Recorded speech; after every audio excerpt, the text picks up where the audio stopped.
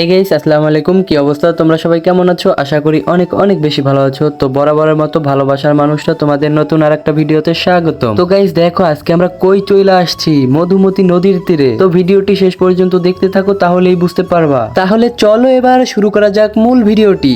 জসিম ভাই, এই যে পাগলা হাওয়া যে ছাড়ছে, এটা কেমন লাগতেছে? অনেক সুন্দর। আসলে আমরা ঘুরতে আসছিলাম কোন নদীতে ভাই? মধুমতি নদী। মধুমতি নদী। তো আসার পরে হঠাৎ করে প্রচন্ড রকমের বাতাস এবং ভালো মেঘও আছে। তো অসাধারণ লাগতেছে, জাস্ট অসাধারণ। এখানে রয়েছে নাইম নাফি, সে সময়টাকে খুবই এনজয় করতেছে। অনেক সুন্দর। নাইম নাফি, এই যে একটা বাতাস কেমন লাগতেছে? অসাধারণ। এক কথায় আমি এই নদীর সৌন্দর্য হারিয়ে গিয়েছি। আমি আবারও আসবো। আমি খুব শীঘ্রই এই নদীর তীরে, এই নদীর ভিতরে আবার আসবো, ফিল নিব, দেখবো, সৌন্দর্য উপভোগ করবো।